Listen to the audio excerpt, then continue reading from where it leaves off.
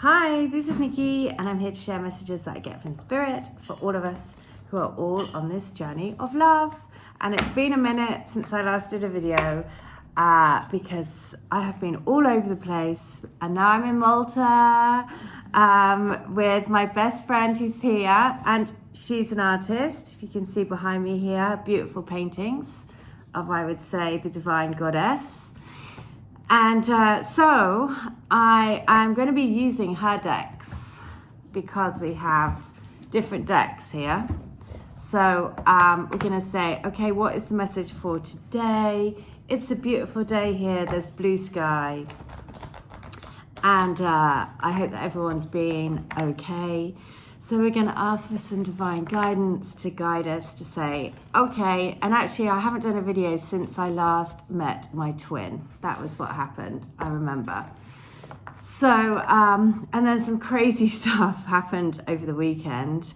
As always, like the signs just went through the roof. I was in an antique centre and I picked up a Chinese figure stamp. And it was like an old seal, you know, that you stamp into the ink and then use it on your envelopes and things. And it said that it was an old, or like a vintage foo and old seal. So I picked up, it was like these two Chinese dogs. And I thought, oh, I really like that because I have an old Chinese chest that's my grandmother's, and I was going to put it on the Chinese chest. And when I turned it over to see the seal, it had Chinese letters, but then it had in English underneath my twin's surname. And I was just like, what? This is just, yeah, it was just, again, nuts. And it was so my guidance was saying, you see, it's sealed, you know, it's like sacred. It's like when you make that contract together, the divine contract, you've sealed it together. So it was just, again, very poignant with the messaging. And, you know, it's just, again, to look at all of those little signs and messages that you get and just see the layers and layers and layers of meaning, because there's always like a deeper meaning underneath everything. And that's how spirit works, doesn't it? It works to expand the mind. So expand our consciousness into sort of like new realms. So we're gonna have a look at what the message is for today. And when we go into it, it is the medicine wheel. So number 7, the cycles of movement, and 7 is, of course, the number of the soul. So, and I love this painting behind. She's so cool. And also, you know, that thing of like throwing your hands up to the universe for ultimate surrender, you know, to say, let the universal energy flow through me. Let me be a channel for what you want me to be in the world, you know? Stepping out of your own way, which is the easiest thing to say, the hardest thing to actually put into practice. But that's where the power is, to say, okay, I step out of my own way. I welcome in all divine guidance. I let myself be a channel to spread love and light around the world, whatever that is. Let me do it. So I'm open to it. So the medicine wheel card pretends a time of cycles and movement. You are asked to notice which stage of the cycle you are presently experiencing. Is it the beginning, the creation, the growing time, and the developing, or the end of a cycle? How you look at where you are will assist you in clarifying what it is that you need to do next. Any retreat, hesitation, or stopping has now ended. With this card, you are being put on notice that the stagnation is over and new beginnings have taken root in the present. So don't get caught up in old patterns. Notice which direction on the medicine wheel will assist your forward movement and apply that lesson to your life. Your choices are illuminated and clarity, faithfulness and humility, introspection and goals, or wisdom and gratitude. It is now time to decide for yourself which type of movement will keep the wheel turning. In all cases, the medicine wheel card assures you that life continues. The quality of the new cycle depends upon you, your actions and attitudes towards growth.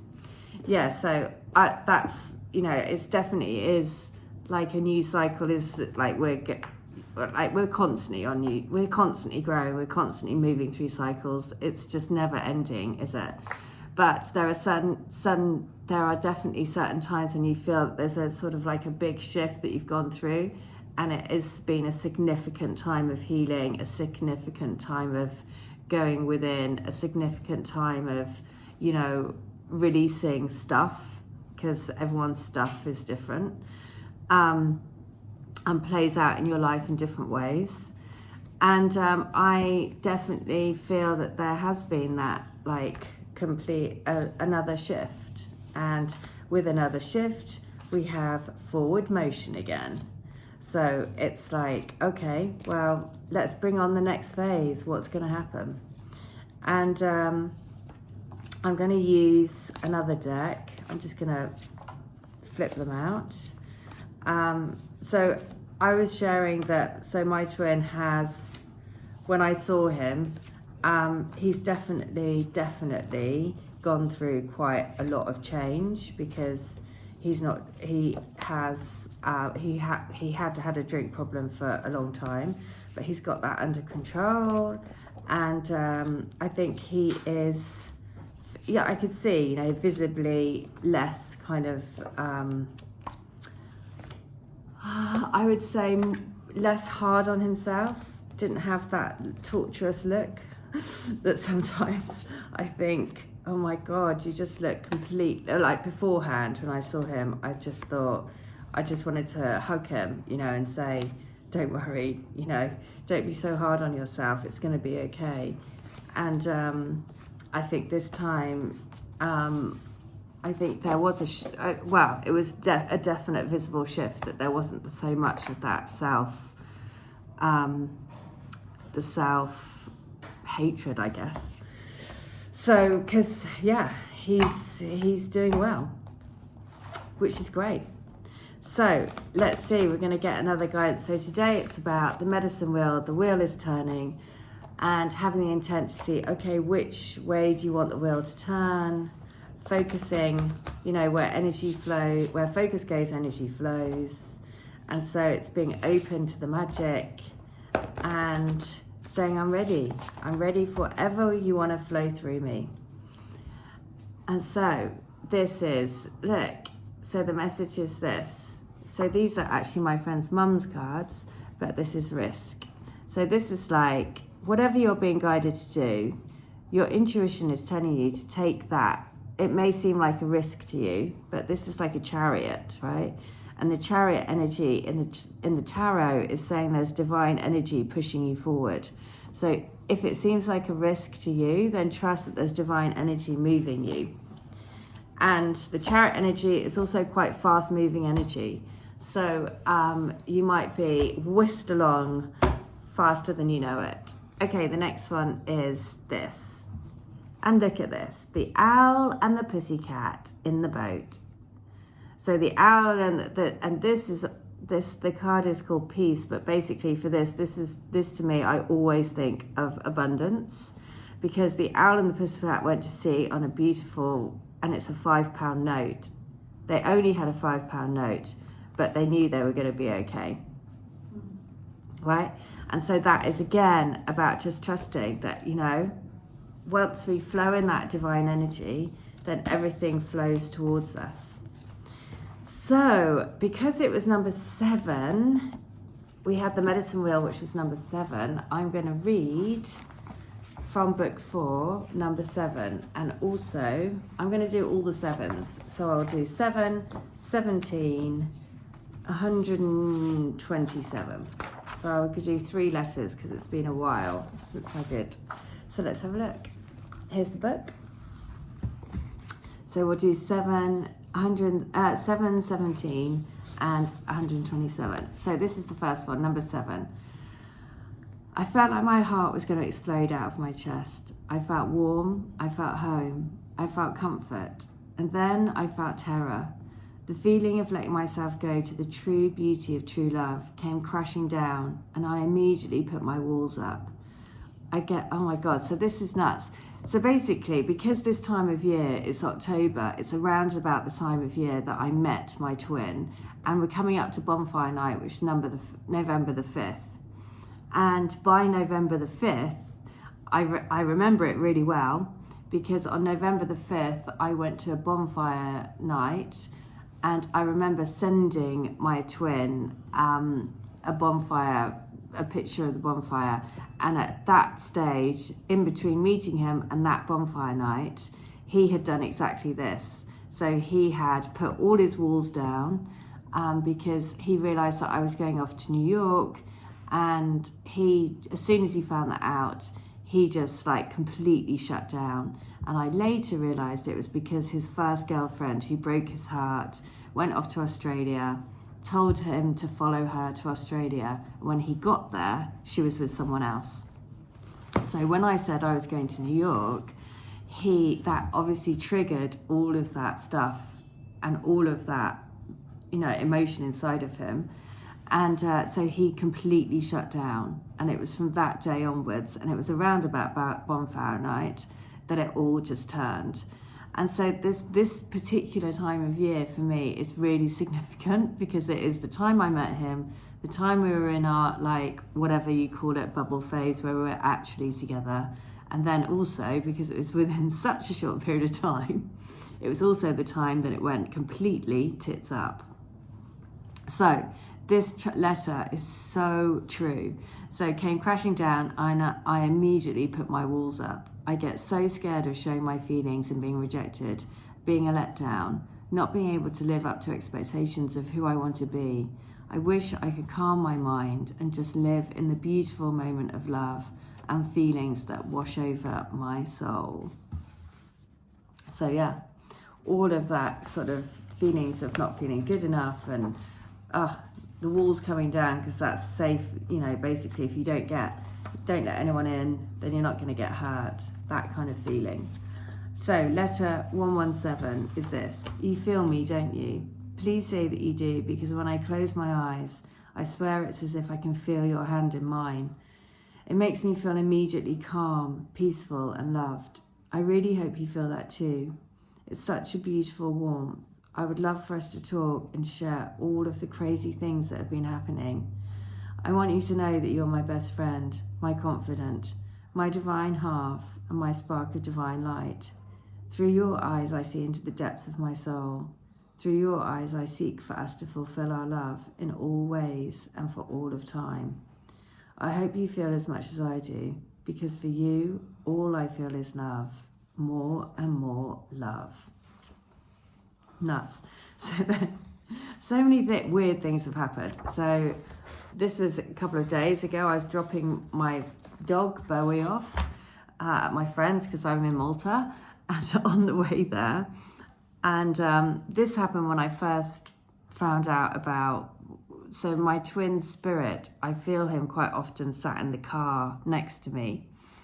And on this particular day, I felt him sat next to me on the car, and I could feel his hand sort of like go like this on the side of my neck.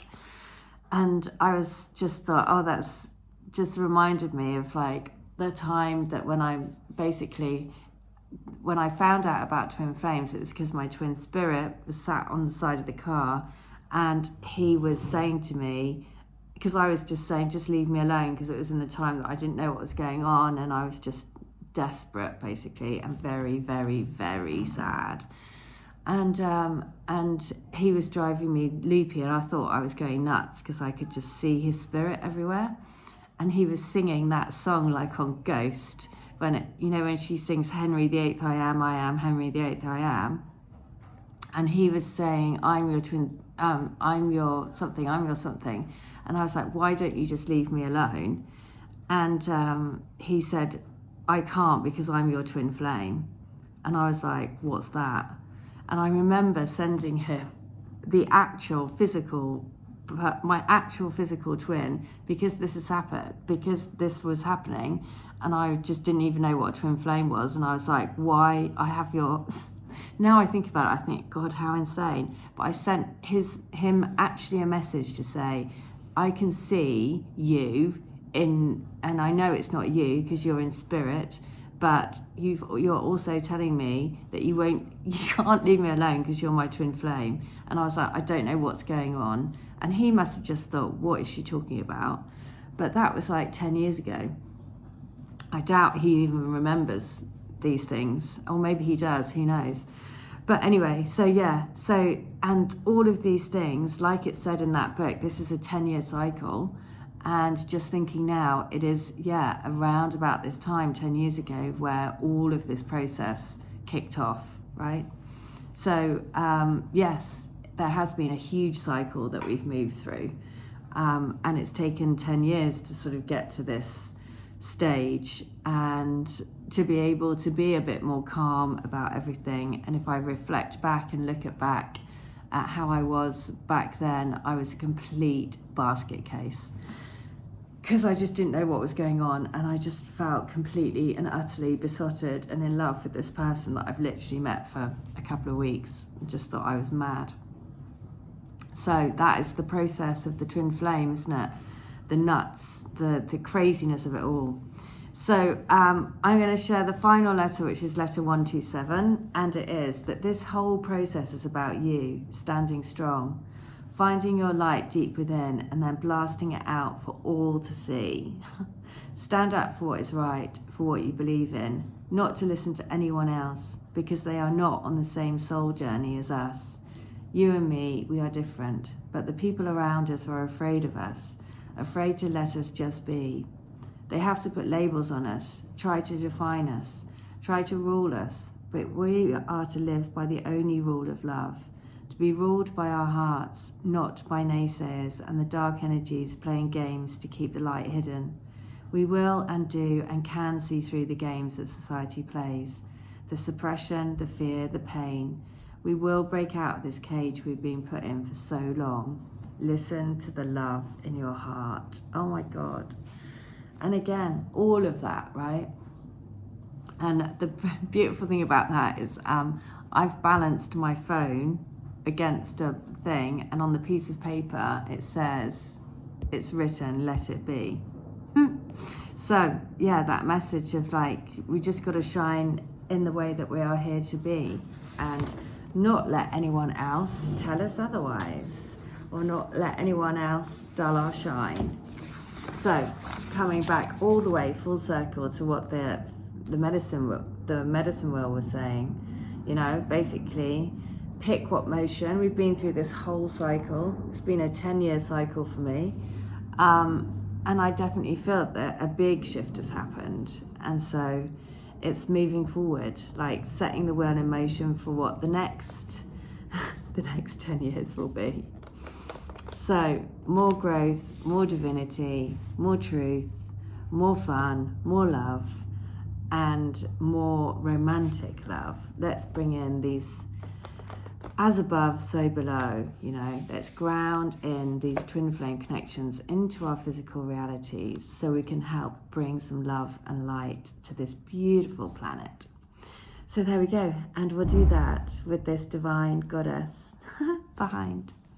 Okay, that's the message for today. I will be back tomorrow with another message, but today it's all about putting your arms up and just saying, I am willing and ready to be a flow of true love and divine channel for everything that you want me to be on this beautiful planet. Okay, I'll go. Take care. Bye.